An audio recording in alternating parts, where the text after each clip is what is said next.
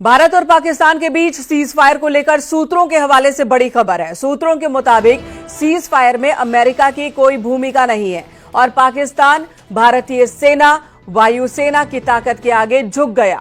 सूत्रों के मुताबिक भारत ने पाकिस्तान के 8 हवाई ठिकानों पर हमला किया था। 9 मई की रात अमेरिकी उपराष्ट्रपति जेडी वेंस ने पीएम मोदी से बात की थी और यह भी बताया जा रहा है कि पीएम मोदी ने साफ शब्दों में तब भी कहा था कि पाकिस्तानी फायर करेंगे तो हम जवाब देंगे। ये बात न्यूज 18 ने पहले भी बताई थी। इसके बाद अमेरिकी विदेश मंत्री ने जयशंकर को फोन किया। सूत्रों की माने तो भारत ने कहा कि कश्मीर मध्यस्थता के लिए नहीं है और आतंकवाद रुकेगा तो ही सिंधु समझौता आगे बढ़ेगा। आपको बता दें, कल अमेरिकी राष्ट्रपति डोनाल्ड ट्रंप ने ट्वीट कर यह श्रेय लेने की कोशिश की कि भारत और पाकिस्तान के बीच सीज फायर उनके कहने पर हुआ है, जिसका जवाब और प्रतिक्रिया दी गई भारत की ओर से और बताया गया कि ऐसा कुछ भी नहीं है और आपत्ति भी जताई गई डोनाल्ड ट्रंप के इस बयान पर कि कश्मीर के मसले पर मध्यस्थता के लिए वो तैयार हैं। भारत ने एक बार फिर क्लियर किया है कि कश्मीर के मुद्दे पर किसी तीसरे की जरूरत नहीं है।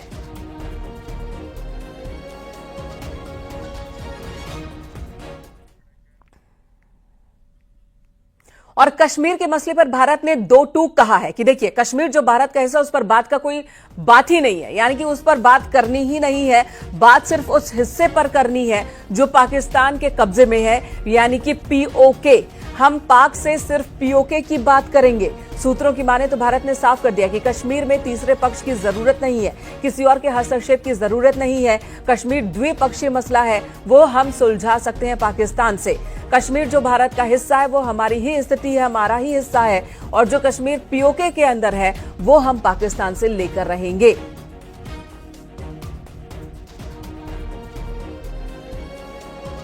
पीओके को वापस करना होगा। इसके अलावा भारत की ओर से यह भी कहा गया कि कोई बात नहीं है, अगर वे आतंकवादियों को सौंपने की बात करते हो तो हम बात कर सकते हैं।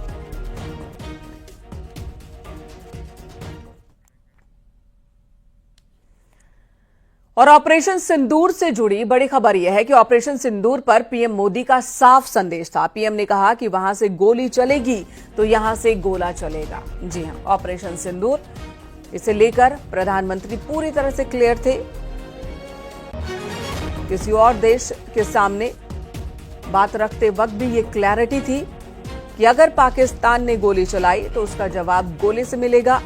भारत युद्ध नहीं कर रहा है, भारत अपनी तरफ से नहीं लड़ रहा है, लेकिन अपनी आत्मरक्षा का अधिकार भारत को पूरी तरह से हासिल है और हम मुंह तोड़ जवाब देंगे पाकिस्तान का।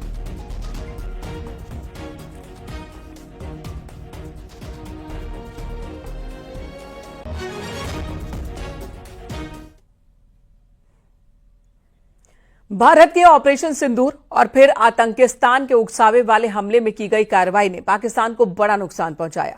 न सिर्फ 3 बड़े आतंकियों समेत 100 आतंकी ढेर किए गए, बल्कि 9 टेरर कैंप्स भी मिट्टी में मिला दिए गए। इंडियन डिफेंस फोर्सेस के ऑपरेशंस की तरफ से झूठे पाकिस्तानी दावों का खुलासा कर दिया गया और एक एक सबूत सामने रख दिया गया। ऑपरेशन सिंदूर कॉन्सेप्चुअलाइज हुआ तो हमारा जो पीछे की कार्रवाई होती है, स्पेड वर्क और टारगेट्स को आइडेंटिफाई और एनालाइज करने की कार्रवाई शुरू हो गई थी। मैंने जब स्टेटमेंट दिया तो मैंने बताया कि बहुत सारे थे, हमने 21 दिखाए होंगे और भी हैं, लेकिन वो लिस्ट फिल्टर करते करते 21 तक पहुंची। अब क्या आगे एंगेज किए जाएंगे? अगर जरूरत पड़ेगी तो जरूर एंगेज किए जाएंगे, लेकिन मैंने बताया कि इस समय जो इंट एजेंसीज ने हमें बताया कि फलाने कैंप में प्रेजेंस है, हमने उनको एंगेज किया। कुछ नाम मैंने लिए, कुछ नाम अभी पुख्ता किए जा रहे हैं। मैंने आपको बताया, at this time I would not like to comment on that because we are still in a combat situation, and if I comment on anything, it will only be advantage adversary. So we don't want to give him any advantage at this stage. All I can say is that we have achieved our objectives that we selected, and all our pilots are back home. First of all, as I mentioned, we have quantitative and qualitative edge to deliver a massive blow to our adversary, and we completely dominate in the maritime front. Indian Navy's action is part of the escalation ladder mechanism which we have worked out amongst three services. This time, if Pakistan dare take any action, and Pakistan knows it, what we are going to do.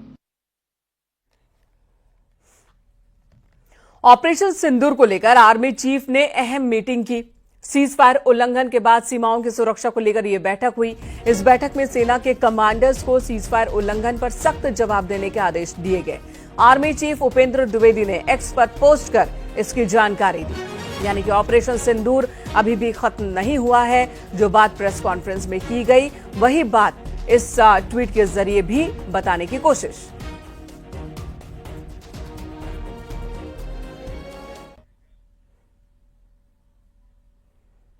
ये भारत के operation सिंदूर का ही दम है कि पाकिस्तान घुटनों पर आकर गिड़गिड़ा रहा है और भारत ने सीज फायर पर सहमति तो जता दी, लेकिन अब सवाल है कि आगे क्या होगा। सिंधु जल समझौते का क्या होगा और भारत ने जो पाबंदियां लगाई हैं उसका क्या होगा। इसी पर आपको ये रिपोर्ट दिखाते हैं।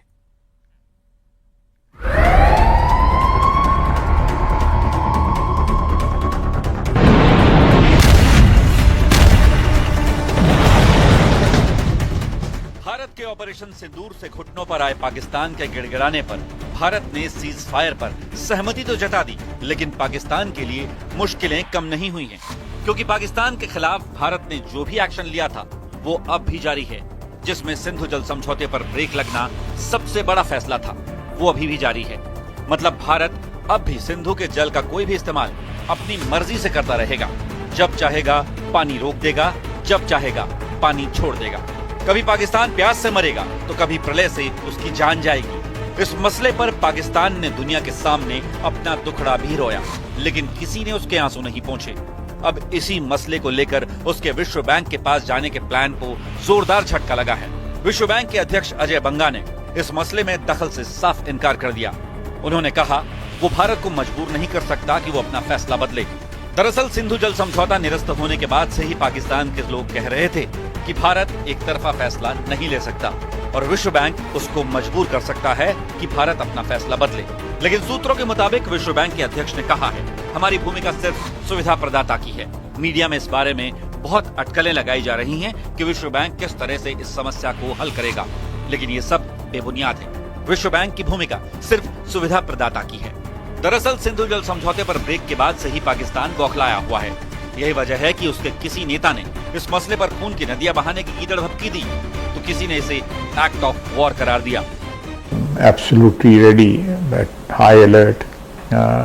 If there is a violation of our airspace or there is violation on the ground, if we are engaged in any way on the seas, we are prepared to respond, and inshallah we will give a befitting response to India. I would still believe and very firmly believe that nuke will not be an option, because it will destroy both countries, अपने अवाम को बेवकूफ बनाने के लिए मोदी ने पाकिस्तान को झूठे इल्जामात पाकिस्तान पे लगाए हैं कि ये इस दहशतगर्दी के वाकया के पीछे है और इसकी वजह से इन्होंने ऐलान किया है कि ये इनका एक तरफा फैसला है कि जो इंडस वाटर ट्रीटी है, जो मुआहिदा हुआ पाकिस्तान और भारत के दरमियान, जिसके तहत भारत ये मान चुका कि सिंधु आपका है, सिंधु पाकिस्तान का है।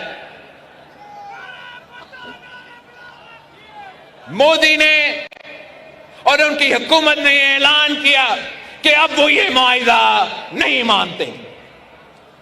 और मैं सखर में इसी सिंधु दरिया के साथ खड़े होके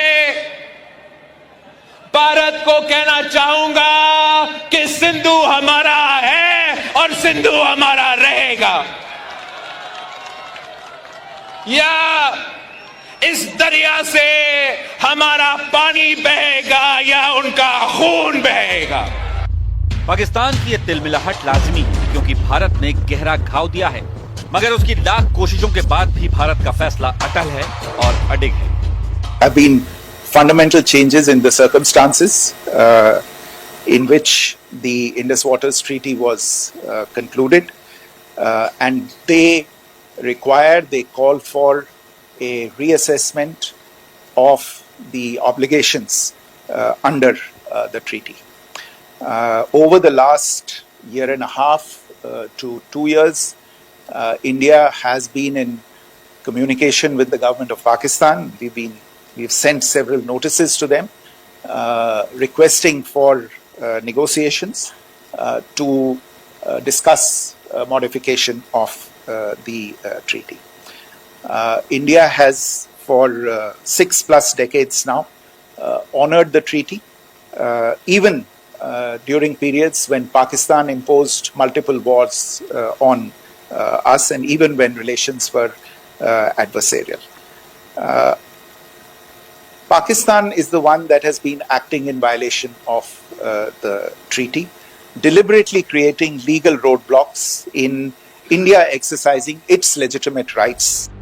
यही नहीं, 22 अप्रैल को पहलगाम में हुए आतंकी हमले के बाद पाकिस्तान के खिलाफ लिए गए भारत के दूसरे फैसले भी अभी भी जारी हैं। मसलन अटारी वाघा बॉर्डर अब भी बंद रहेगा। पाकिस्तानी नागरिकों पर भारत की कार्रवाई अब भी जारी रहेगी। उच्चायोगों में कर्मचारियों की संख्या में कमी बनी रहेगी। पाकिस्तानी सोशल मीडिया पर प्रतिबंध आगे भी जारी रहेगा। हवाई क्षेत्र के बंद करने का फैसला लागू रहेगा और पाकिस्तान के साथ सीधे या परोक्ष आयात पर रोक जारी रहेगी। यही वजह है कि भारत ने साफ कर दिया है कि ऑपरेशन सिंदूर अभी जारी है।